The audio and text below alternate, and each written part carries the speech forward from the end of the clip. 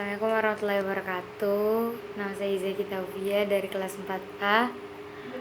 Ingin menjelaskan materi tentang filsafat teknologi. Nah, ini ada definisi dan posisi teknologi menurut Don Ide. Don Ide mengakui bahwa definisi tentang teknologi itu sangat luas. Ia sendiri tidak membuat suatu definisi tentang teknologi secara definitif. Siapa saja dapat membuat definisi tentang teknologi. Penggunaan kata teknik dalam kebudayaan Yunani kuno yang hanya berorientasi pada nilai-nilai estetik menurut Ide merupakan pengertian tentang teknologi yang sempit. Dalam hal ini, orang-orang Yunani kuno belum mampu membedakan seni dan teknologi. Hal ini pula yang menjadi alasan mengapa teknologi lebih berkembang dalam kebudayaan Romawi Helenis yang secara filosofis lebih bersifat elektif, yakni memilih dan memilah apa yang baik dari kebudayaan lain dan menerapkannya dalam kebudayaan sendiri. Menurut Ide, bagaimanapun dalam mendefinisikan teknologi terdapat 3 ciri utama yang harus diperhatikan, yakni pertama, teknologi harus memiliki komponen konkret yakni materi. Kedua, aspek penggunaan yakni aspek praksis. Dan yang ketiga, hubungan antara alat-alat teknologi dan umat manusia yang menciptakan, menggunakan, dan mengubahnya. Secara signifikan, teknologi mulai berkembang dan mempenetrasi kebudayaan Eropa pada zaman Renaissance. Hal ini terutama nampak dalam penemuan teleskop oleh Galileo Galilei. Berdasarkan pengetahuannya tentang kaca dan lensa, bagi Ide, Galileo Galilei merupakan orang yang pertama membuat sains, mewujudkan diri secara teknologis dengan penggunaan instrumen dan alat-alat eksperimen. Galileo bukanlah seorang spekulator Yunani, melainkan prototipe modern bagi teknosains. Dalam perkembangan selanjutnya, terutama penggunaan teknologi dalam 2 perang dunia seperti bom dan senjata atau pemusnah lainnya, muncul persoalan tentang posisi teknologi. Hal ini terutama dipersoalkan oleh para kaum determinis sosial dan kaum determinis teknologis. Secara persepsional, dunia kehidupan manusia telah berubah. Pengalaman manusia tentang dunianya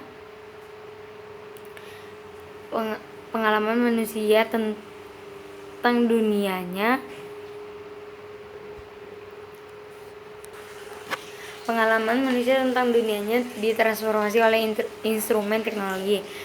Manusia pun secara a priori menerima sebuah pandangan dunia yang termediasikan secara teknologis. Penggunaan teknologi oleh manusia telah memunculkan banyak revolusi teknologis yang sangat besar, terutama dalam aspek waktu, ruang, dan bahasa, yang mana disebabkan oleh artefak teknologi yakni jam, peta atau lensa, dan tulisan. Dan teknologi yang diciptakan bisa saja tidak selalu mengikuti desain atau kehendak penciptanya. Alat teknologi yang digunakan mengalami transformasi ciri penggunaan sehingga penggunaannya dapat berbeda jauh dari intensi semula penciptanya. Adapun juga metode filsafat dan teknologi Ide, menurut Ide, agar filsafat menjadi suatu filsafat teknologi, maka filsuf harus menempatkan teknologi sebagai fenomena utama untuk dikaji dan mampu menganalisisnya secara reflektif sedemikian rupa. Untuk menerangkan ciri-ciri fenomena teknologi itu sendiri, Ide menggunakan pendekatan fenomenologis dalam filsafat teknologinya. Melalui pendekatan ini, yang mau dikaji oleh Ide adalah fenomena teknologi berdasarkan model persepsi ala Husserl dan Merleau-Ponty, serta model praksis. Ia juga bertitik tolak dari pemikiran Heidegger tentang keberadaan teknologi yang mendahului sains dan sifat praksis dan teknologi. Ketika dunia dipahami secara perseptual lewat instrumen teknologi, pengalaman manusia pun berubah. Baginya, sudah menjadi suatu yang lumrah untuk memperlihatkan bahwa bagaimanapun instrumen memperluas atau merubah pengalaman manusia. Sebelum proses transformasi pengalaman atau merubah pengalaman inilah yang mampu dijelaskan oleh Ide melalui metode fenomenologinya. Namun, terdapat perbedaan yang cukup mendasar dari metode fenomenologi Ide dengan fenomenologi Husserl maupun Ponty. Hal ini dapat dilihat dari penempatan instrumen sebagai ekstensi dari kemampuan indrawi tubuh manusia. Dalam pemahaman Ide, fenomenologi itu lebih luas dari sekedar relasi subjek atau ego dengan dunia seperti dalam fenomenologi Husserl. Dalam konteks ini, kesadaran atau ego transendental digantikan dengan tubuh. Tubuh dan instrumen teknologi yang bersifat relasional adalah subjek yang memahami dunia secara eksistensial. Dan penempatan instrumen dalam relasinya dengan tubuh merupakan manifestasi dari pembicaraan atas realitas. Dengan demikian, bukan lagi aku yang berada dalam tubuhku, melainkan tubuhku sebagai aku itulah yang memahami dunia. Metode ini disebut sebagai fenomenologi instrumentasi. Melalui metode ini, ide berusaha untuk menjelaskan bagaimana pengalaman indrawi manusia secara intensional dan perseptual berekstensi lewat artefak teknologi. Metode pendekatan yang digunakan ide dalam meneliti dan menjelaskan relasi manusia dengan teknologi yang dimediasi oleh instrumen kemudian disebut sebagai pasca fenomenologi atau post fenomenologi. Alasannya, fenomenologi ini meskipun masih menggunakan pengalaman intuisi dan mencari kompleksitas pengalaman, ia tidak lagi merujuk pada ego transendental. Fenomenologi ide lebih bersifat pragmatis karena selalu meneliti sesuatu yang konkret dan melibatkan pengalaman kebertubuhan. Ia juga berpijak pada pendekatan materialis yang melihat bahwa refleksi atas teknologi dapat menjadi titik tolak bagi pendasaran filsafat sains. Selanjutnya ada konsep dasar filsafat teknologi dan ide. Yang pertama, dunia atau kehidupan atau bisa disebut life force. Istilah dunia kehidupan pertama kali lahir dari tradisi fenomenologi yang dikemukakan oleh Edmund Husserl dengan istilah Lebenswelt. Istilah ini kemudian dibahasakan kembali oleh ide dalam filsafat teknologinya menggunakan kata life work. Dalam kacamata Husserl, dunia kehidupan merupakan dunia yang dirasakan secara bersama yang menjadi latar belakang dari semua pengalaman manusia. Pengalaman manusia selalu merupakan pengalaman akan sesuatu. Manusia mengarahkan intensionalitasnya kepada dunia kehidupan di sekitarnya. Dalam artian, pengalaman manusia tidak akan ada tanpa dunia kehidupan. Manusia selalu ada di dalam dunia. Dalam artian ini, dunia bukanlah sebuah dunia di luar sana sebagaimana dikotomi yang dilakukan oleh Descartes antara pikiran dan dunia. Manusia selalu hadir dalam dunia dan dunia menjadi terminus relasi intensional sebagai apa yang dialami atau noema. Dan pengalaman itu sendiri merupakan bagaimana dunia itu dialami, noesis. Pada masa kini, dunia yang dihuni oleh manusia telah dipenuhi oleh teknologi, dan pada kenyataannya manusia tidak dapat hidup tanpa penggunaan teknologi. Semenjak manusia lahir atau bahkan ketika manusia sedang tidur, tanpa sadar manusia telah berada dalam cara pandang tentang dunia yang telah mengalami transformasi oleh teknologi. Jalinan teknologi yang erat dalam hidup manusia kemudian membentuk suatu dunia kehidupan baru, yakni dunia kehidupan yang termediasi oleh instrumen teknologi. Teknologi terletak di antara manusia dan pengalaman manusia akan dunianya. Menurut ide, melalui mediasi instrumen teknologi, manusia pun mengalami dunia kehidupan secara baru, yakni secara teknologis. Yang kedua, ada instrumentasi dan realisme instrumental. Dalam fenomenologi instrumentasi ide, dipahami bahwa dunia kehidupan mewujud melalui instrumen.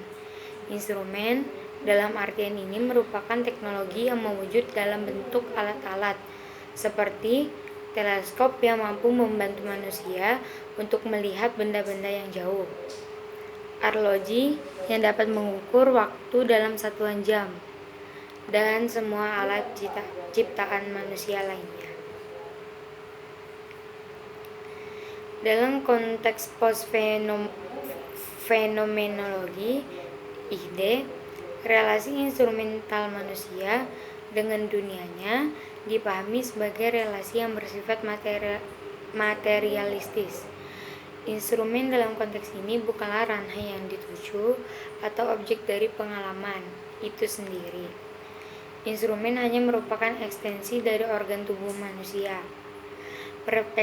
Persepsi manusia pun berkembang melalui pengalaman menggunakan artefak dan alat-alat teknologi. Peran instrumen dalam kehidupan manusia pada akhirnya memunculkan suatu perspektif baru, yakni realisme instrumental. Ide menulis dengan hormat terhadap teknologi dan sains. Saya akan menyebut realisme instrumental irisan antara filsafat sains dengan filsafat teknologi yang menunjukkan suatu rentetan warna yang luas dari kedua filsuf sains dan filsuf teknologi dengan memberi tekanan pada teknologi sains. Menurutnya, realisme instrumental merupakan irisan antara filsafat teknologi dengan filsafat sains. Alat-alat teknologi atau instrumentasi mendekatkan dunia kehidupan dengan dunia sains. Dalam hal ini, sains yang teoritis menemukan manifestasi materinya dalam instrumentasi. Sains mewujud dalam teknologi. Wilayah teoritis sains mengecil akibat peran instrumen dalam mengubah status entitas dari teoritis menjadi nyata. Realisme instrumental memberikan status realitas dalam derajat tertentu bagi entitas yang sering dianggap sebagai objek teoritis mata, dan ini menyebabkan wilayah teoritis yang masih ada menjadi semakin kecil. Dalam filsafat teknologi ide, fungsi instrumen dilihat secara lebih positif, yakni instrumen menyampaikan ciri-ciri entitas, menunjukkan kemampuan instrumen, peningkatan persepsi, dan membuat apa yang sebelumnya teoritis teramati. Apa yang sebelumnya teoritis menyempit berkat apa yang secara instrumental dapat diobservasi, dan observasi ini menjadi wilayah perseptual baru, yakni dunia yang dihadirkan secara teknologis dan teknologi itu sendiri. Teknologi itu sendiri adalah nyata. Instrumen dan dunia yang dipresentasikan adalah kenyataan itu sendiri. Pengalaman yang didapat manusia melalui instrumen teknologi menegaskan bahwa kenyataan benar-benar dirasakan keberadaannya. Yang tiga, ada teknologi mengubah persepsi manusia. Dalam usaha menilik hubungan manusia dengan teknologi, ide terlebih dahulu menampilkan bagaimana penggunaan teknologi dalam wujud alat mampu mengubah pengalaman dan persepsi manusia. Persepsi manusia tentang dunia kehidupan berubah seiring dengan penggunaan teknologi sebagai mediator antara manusia dan dunia kehidupan. Dalam konteks ini, terdapat dua jenis persepsi, yakni mikropersepsi dan makropersepsi. Mikropersepsi itu adalah persepsi manusia yang langsung melalui tubuh dan semua inderanya. Kita adalah tubuh kita yang dalam arti fenomenologis, kita adalah ada di dalam dunia yang mengalami gerakan, persepsi, dan emosi dengan tubuh. Pengalaman kebertubuhan seperti ini oleh ide disebut sebagai badiwan. Sementara makropersepsi adalah persepsi yang manusia peroleh melalui struktur atau budaya di mana manusia berada, seperti cara berpikir dan kebiasaan. Pengalaman kebertubuhan seperti ini atau makropersepsi ini disebut dengan istilah baditu. Setiap mikropersepsi telah tersituasikan dan tidak terpisahkan dari suatu makropersepsi. Dan di antara badiwan dan baditu terletak dimensi ketiga, yakni dimensi teknologi. Menurut ini, dengan teknologi, cara mengalami dunia diubah secara ontologis. Berikut bagaimana penggunaan alat-alat teknologi mampu mengubah pengalaman dan persepsi manusia tentang waktu, ruang, dan bahasa. Selanjutnya, yang keempat ada teknologi mengubah persepsi waktu. Nah, pada masa kini, waktu dikenal melalui penciptaan alat-alat penunjuk waktu seperti arloji. Melalui arloji, konsep waktu diukur dan dihitung dalam satu jam. Arloji menjadi alat teknologi yang sangat penting dan berpengaruh dalam perkembangan sejarah peradaban manusia, terutama di Barat. Dengan konsep ini, waktu pun dapat diukur dan dikuantifikasi. Dapat dilihat perbedaan yang mencolok pada masyarakat yang menggunakan arloji sebagai pengukur waktu dengan masyarakat yang tidak menggunakannya. Sebagai contoh, masyarakat petani bercocok tanam mengikuti pergerakan musim, peredaran matahari dan bulan. Tidak ada ketergantungan pada arloji sebagai alat penunjuk waktu untuk bercocok tanam. Waktu dalam hal ini terlihat lebih santai dan mengalir. Hal ini berbeda dengan masyarakat yang menggunakan arloji untuk mengukur waktu. Mereka tidak melihat tanda-tanda alam seperti kedudukan matahari ataupun bulan untuk mengukur waktu. Cukup dengan melihat arloji, orang langsung mengetahui waktu. Hal ini pula yang turut merubah persepsi manusia tentang waktu terutama di Barat, di mana orang sering mengatakan time is money atau waktu adalah uang. Oleh karena itu, waktu diukur dengan sistem jam selalu menunjukkan kepastian. Melalui konsep waktu yang terukur dalam arloji, alam pun dilihat secara lain. Jika pada zaman dahulu manusia mematok hidupnya berdasarkan alam dan membaca alam untuk mengetahui waktu, maka yang terjadi sekarang adalah terbalik. Manusia mengukur alam berdasarkan konsep jam. Melalui arloji manusia membaca alam. Muka arloji merupakan teks yang harus dibaca dan ditafsirkan. Dalam hal ini, waktu dipersepsikan secara hermeneutis. Perbedaan dalam persepsi waktu juga dapat dilihat dari penciptaan jam analog dan jam digital. Pada wajah jam analog, kita dapat melihat dua aspek, yakni waktu sekarang dan rentang waktu. Selain berada dari jam 1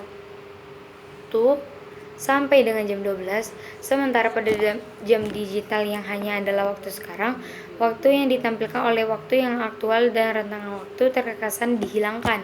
Oleh jam digital, satu dimensi waktu dimagnifikasi dan dimensi lainnya direduksi. Demikian dalam penggunaan alat-alat teknologi seperti penggunaan jam digital ini, selalu terdapat struktur magnifikasi pada ciri tertentu, sekaligus reduksi pada ciri orang lain dengan memagnifikasi suatu objek. Objek tersebut akan dipindahkan dari kedudukan sebagai latar belakang ke latar depan yang dihadirkan ke hadapan pengamat atau pengguna arloji. Perubahan ini dapat dikatakan sebagai tidak netral, tetapi berlaku pada semua jenis alat teknologi. Pembacaan alam melalui konsep waktu yang terkuantifikasi dalam arloji merubah persepsi manusia terhadap dunianya. Hal ini kemudian memunculkan suatu pandangan mekanistik tentang dunia. Bumi merupakan arloji tempat manusia hidup. Alam merupakan satuan waktu yang mana pergerakannya berjalan sesuai cara kerja arloji. Menyimak fenomena ini, ide berpendapat bahwa pada masa sekarang bukan hanya alam melainkan diri manusia sendiri pun dibaca melalui alat-alat teknologi. Selanjutnya ada teknologi mengubah persepsi ruang. Teknologi mengubah persepsi manusia terhadap ruang mula-mula terjadi setelah diciptakannya peta untuk melukiskan permukaan bumi. Di atas peta, ruang dibagi-bagi atas koordinat dan garis-garis lintang dan garis bujur. Melalui peta, ruang diidealisasi dan dikuantifikasikan. Ruang dan lahan direduksi menjadi selembar kertas yang diberi nomor dan titik-titik koordinat. oleh peta bumi dibaca dari atas. Dalam membaca peta, dibutuhkan juga suatu perspektif imajinasi yang lepas dari tubuh. Cara ini adalah cara melihat muka bumi dari suatu kedudukan yang tidak ditempati oleh pengamat. Untuk ide menulis sebuah peta atau atlas dibaca sesungguhnya dari atas sejauh ia mewakili daerah tersebut. Daerah itu dilihat dari langit. Hal ini merupakan cara melihat bumi dari posisi yang sesungguhnya tidak saya tepati. Dan oleh karena hal ini, maka untuk membaca peta secara intuitif, agar merupakan intuisi tersebut, saya harus belajar untuk membuat suatu pergeseran hermeneutis. Cara melihat seperti ini meskipun masih menggunakan mikropersepsi, yaitu menatap peta dengan tubuhnya, tetapi pengamat juga berimajinasi bahwa ia sedang berada di atas permukaan untuk melihat hamparan permukaan bumi di bawahnya.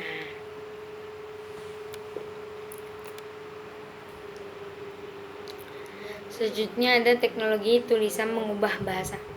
Sebagaimana perubahan persepsi waktu dan ruang, teknologi juga merupakan persepsi manusia terhadap bahasa. Secara gamblang, kita dapat melihat bahwa bahasa lisan dan bahasa tulisan memiliki perbedaan yang sangat mencolok. Tulisan dilihat sebagai sesuatu yang mentransformasi bahasa dan pengalaman manusia. Persepsi dan pemahaman kita tentang bahasa pun ikut ditransformasi oleh tulisan.